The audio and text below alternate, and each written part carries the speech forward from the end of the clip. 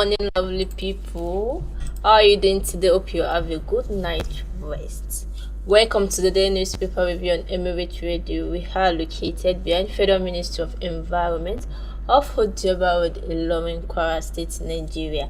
I am Mr. Isa, and with me I am Oyerinde Najibat, and I hope you had a very beautiful night, because what we have expecting, we got it yesterday, and I hope more is still coming, because yes. I think we are in the season already. Yes, I actually slept But very well yesterday. It's coming.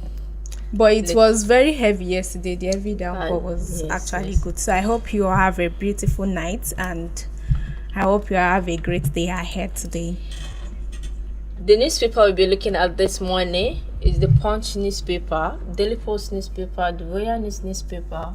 What newspaper do you have with you today? Yes, I also have the Punch, the Leadership, and the Daily Post newspaper as well.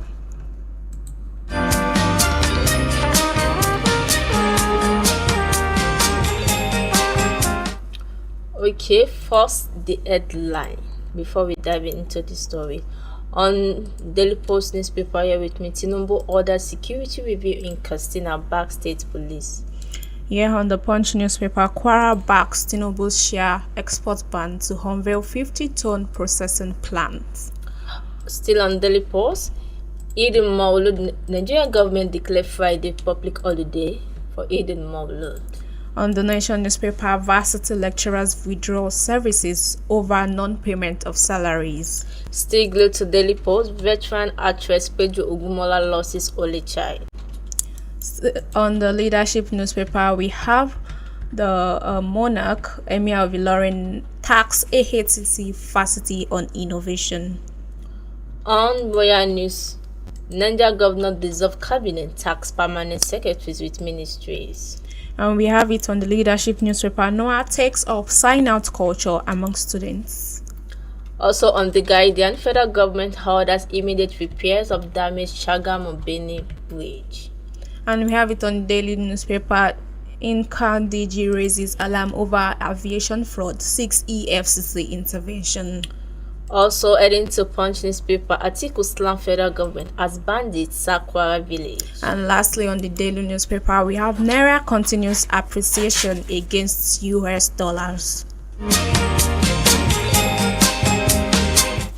Okay, let's dive into the story. Starting with the Daily Post newspaper, Tinubu orders security review in Katsina, back state police.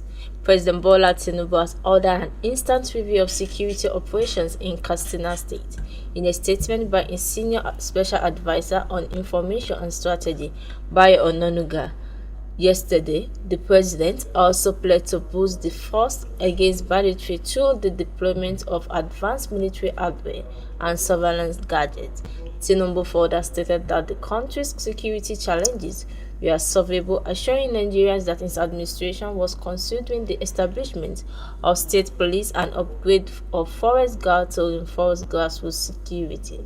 The president also emphasized the need for security outfits that understand local terrain and culture, adding that daily feedback on security operation in the state must now be provided.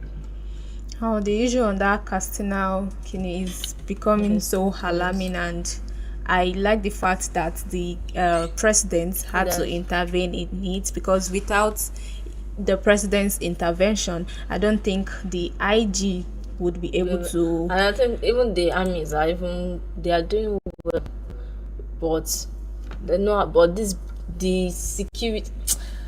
Nigerian insecurity now is some. I don't even know what it's just everywhere. Insecurity in Nigeria is just everywhere. The only place like insecurity is still okay is just outside the country, but in Nigeria, yeah, we are still battling with insecurity. May God help us with that. And here on the Daily newspaper, Kwara backs Tinubu's share export ban to unveil 50-ton processing plant. Kwara State Governor Abdurrahman Abdulrazak has welcomed the ban on the exportation of raw shea nuts by President Bola Tinubu. Abdulrazak said the ban would encourage more production and strengthen the local value chain of the prized cash crop. The governor, in a statement on Wednesday, said Tinubu's directive comes as the state prepares to launch its 50-ton shea processing factory in Kayama, the second largest in the country and the biggest owned by the state government. It stated that the shea butter factory is one of its many economic projects. Abdulrazak said the presidential directive would spur local production, improve quality, and generate jobs across the value chain. He said the shea butter factory in Kayama is meant to stimulate economic activities in Kwara North, giving it potential to hire several local workers, including women farmers and pickers. I think this is okay. This is very, very good. It's a good development because there are a lot of jobless graduates out there, and Yes, at least they with can this secure share job. butter of a thing, I think it's another source of Sort of employment for employment, some so people. yes, So yes. we give it to the Governor. and the And president thank as God well. even the Kwara State is now having industries Like now. in Kwara State now, Unlike Kwara State is now like Lagos because we have a lot of industries, now. a lot of places like Lagos in Ilorin now. So I think Kwara is now Our becoming governor is doing well. that big Lagos.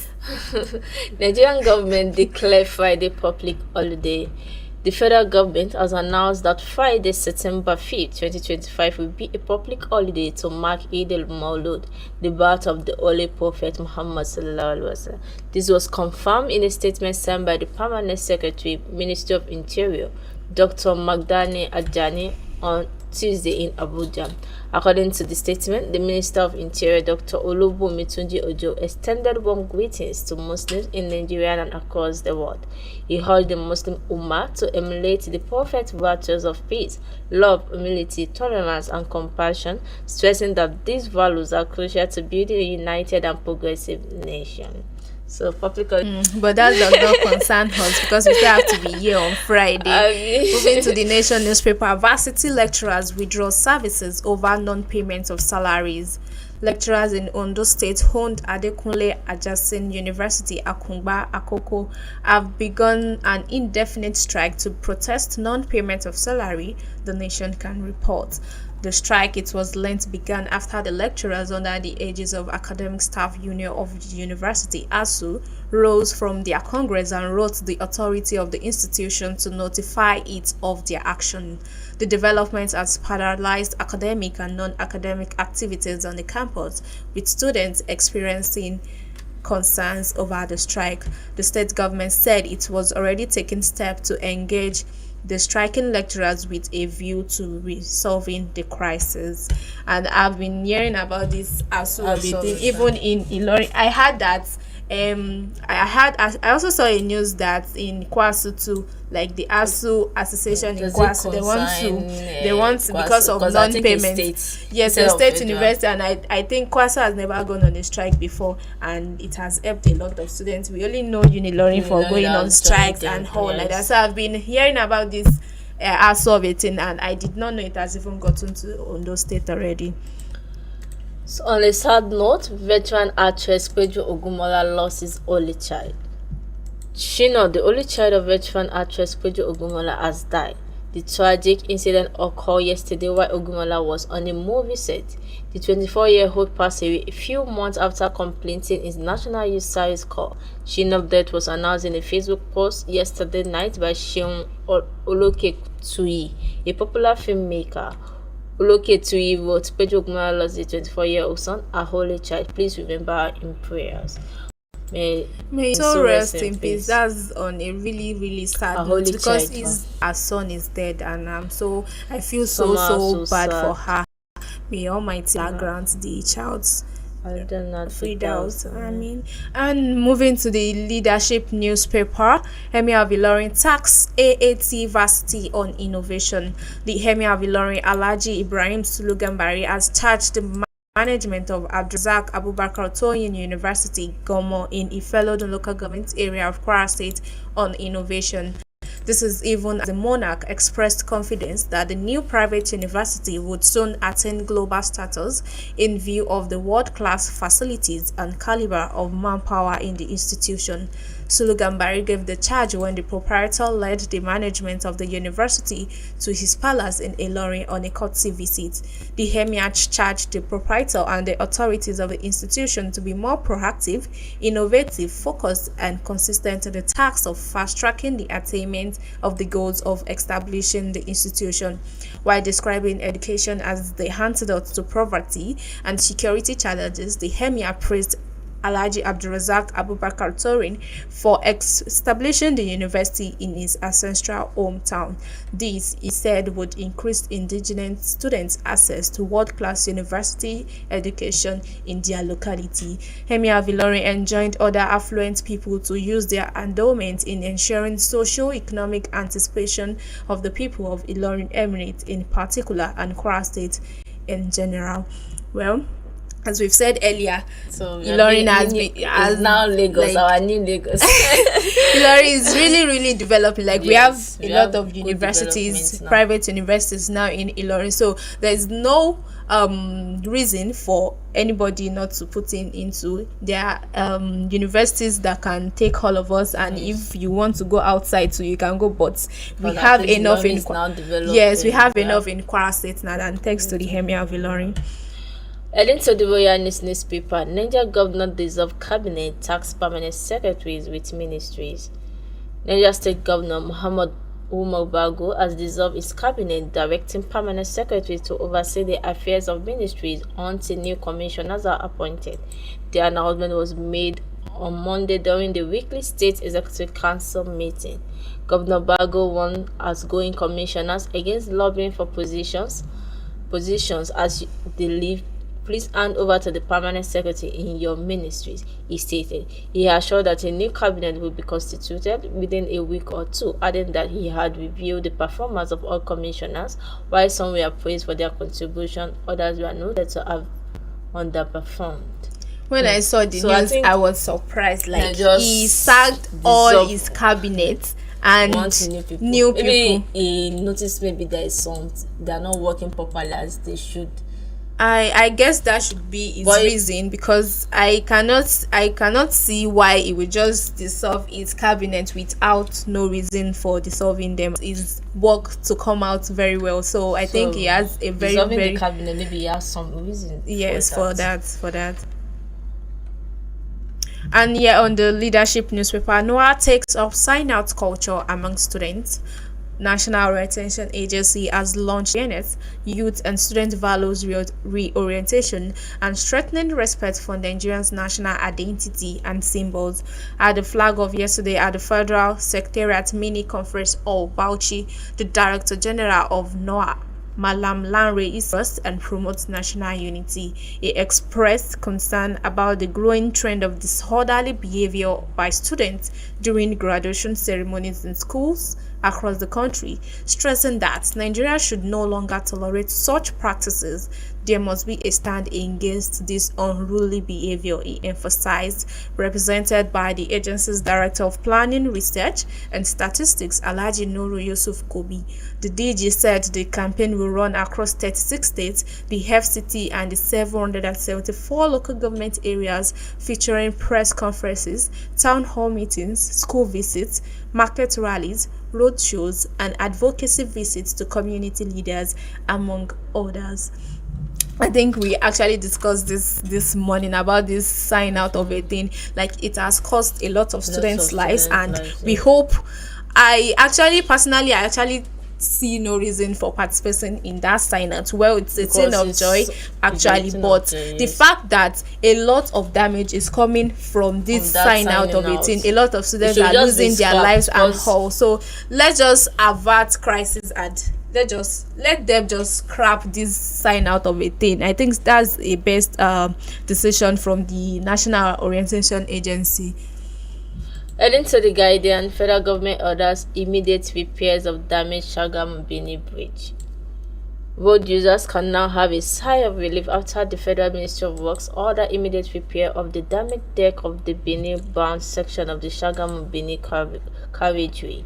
In a statement released by Special Advisor Media to the Minister of Works, Uchenna Oji, yesterday, the ministry calmed the frayed nerves of Nigerian and assured road users of a swift and lasting solution to the damaged carriageway after a viral video revealed that the extent of damage and untold hardship road user went through on the road. The ministry revealed that it is actively following up on the repairs and has dispatched a team of engineers to the site after the affected bridge, which has a double carriageway, suffered a visible puncture on the Benin-bound side within one of its 5 spans. In line with it, will be recorded that a similar incident occurred on one of the spans in the past and it was repaired with this part. Nigeria would very bad, but thank God now the federal government has ordered immediate repairs because it really caused damages a lot. You see, as they look at this, the guy that they say he will die day before yesterday. Yes, because we have bad food. Yes, and we thank the federal government for paying a lot of attention to those areas. And on the Daily Post, Nkandiji raises alarm over aviation fraud, 6 EFCC intervention. The Director General DG of the Nigerian Civil Aviation Authority, Campaign Charis Najomo, has raised the alarm over the rising cases of fraudulent activities in the aviation industry in Nigeria. He noted that such directly affect aviation safety, economic regulation, and Financial Crimes Commission (EFCC). Mr. Ola Olukoyede in his office urged the commission to intervene to address the issue. Najomo identified high-value transactions such as aircraft purchases, leasing arrangements, foreign maintenance contracts, and procurement of safety infrastructures as areas vulnerable to fraud, as well as money laundering. He raised concerns over the non-remittance of the mandatory 5% ticket sales charge and cargo sales charge by some commercial airlines, stating that such compliance occasions shortfall needed for adequate safety sites. Also on the Punch newspaper, article slam federal government as bandits sack Kwara village. Former Vice President Atiku Abubakar has criticized the Bola Tinubu-led federal government over worsening insecurity, particularly in Kwara State, where bandits have reportedly sacked a community in Patigi local government area. In a statement on his Facebook page yesterday, Atiku lamented what he described as the administration killing in the north central shows clearly that the Tinubu administration has abandoned the region to bloodshed. Kwara once safe is now a hotspot of bandit and kidnap attack. Niger State has seen militant attack military bases, murder soldiers, and even massacre worshippers in a mosque. Plateau and Benue continue to bury their dead while the federal government looks away. Atiku noted that by May 25, just 2 years into Tinubu presidency, over 10,000 lives had been lost in the northern state, with Benue accounting for more than half. He added that killing and abduction had persisted weekly, while the government pretend nothing is wrong. Atiku also called out the Nigerian police, warning them against partisanship. What do you say to this? Because I think this is just, we know that we have insecurity now. Because Kwara is known as state of harmony. Yes. For we now having security in Kwara State is alarming. Like very alarming. When the issue started, like it was everywhere. Not like other states, when some things happened, you would not really publicize it like that. But when the Kwara issue happened, I had it from I even received a call from someone that personally, I actually had a wedding to those roads and okay. I cannot go there because of this insecurity of it. But I'm actually happy that the Kwara State governor is actually working on this. So for Atiku to even come out and because they know the state as state of harmony. And yes, Kwara State is not even attacking not to just catch them, because I don't know why are they causing this. They just want to. The issues happen even before the embalmment. That we have issues of kidnapping, but not as alarming as this. And we have it on the Daily Post. Naira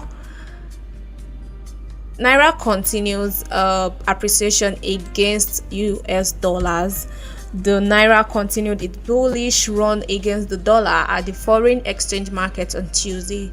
According to Central Bank of Nigeria data, the naira strengthened further to 1,500 the previous day. That means that the naira gained marginally by 0.03 on a day-to-day basis. Meanwhile, the black market it remained at 1,533 per dollar. The same rate traded on Monday. A bureau the operator in Wuse Zone 6, Abubakar Al-Hassan, confirmed to Daily Post. The development comes as the presidential spokesperson Bayo Ononuga, in response to the criticism from the opposition coalition, the African Democratic Congress, said the United States dollar is no longer a king to naira. The Apex Bank's latest external reserves data showed that the country have continued to rise and stood at $41.42 billion as part of first 2025 September, up from 41.22 US dollars billion on August 29, 2025. I think that's an improvement actually, because they said dollar is now is not the king to naira again. It's now close to naira. Exactly. Okay, lastly, on the Royal News newspaper, Salihu Dambos recalled as DG NTA. President Bola Ahmed Tinubu has directed the recall of Mr. Salihu Abdullahi Dambos, the Director General of the Nigerian Television Authority (NTA), who briefly vacated the post following some management changes in the agency. Dambos was appointed DG of the TV network by President Tinubu in October 2023. He will now return to complete his 3-year tenure. The president similarly directed the recall of Mr. Ayo Adewi, the Executive Director of News, to complete his 3-year tenure, which ends in 2027. Congratulations to the appointed. Congratulations to salute them, boss. And finally, on the Punch newspaper, 3 Lagos laborers found dead in a makeshift apartment. 3 yet to be identified male adults have been found dead in the apartment on Olateju Street in the Lekki Phase 1 area of Lagos State. Punch Metro learned that the incident happened on the early hours of Sunday, where the victims reportedly lived together in a makeshift room. It was gathered that the deceased were casual workers who earned a living by running errands and taking up daily labor within the neighborhood. A resident who identified himself simply as Alfred but pleaded not to be identified because he was not permitted to speak with the media, said the victim were asleep when the attackers stormed their room. According to him, the attackers dragged them out of the room and massacred them to death in the process. He said the boys lived in a makeshift structure erected on the premises of a building on the streets. We knew them to be laborers who also run errands for people, but on Sunday morning, one of their colleagues who also stayed around there raised the alarm over an attack on the boys. When people rushed there, the 3 of them were found lying in a pool of blood with machetes cut all over their bodies for killing them. Another resident, who is a member of the Lekki Estate Resident Association but asked not to be named, said the incident threw the area into panic. He said no such incident had ever been recorded on the streets, adding that the police were immediately invited to the scene of the incident. We are now more cautious with the security situation around here. Security measures are also be stepped up as I speak to you, he added. As of press time, the morning to cult clashes or a dispute involving the case. Actually, I actually thought of that it might be a cult case and some other thing, like, because why would 3 people at once, why would you kill 3 people at once in their apartment? And I feel like it's someone that knows them that did that. It's someone close to them. Yes. But time is not by our side. That's end the newspaper review on Emirate Radio. For more details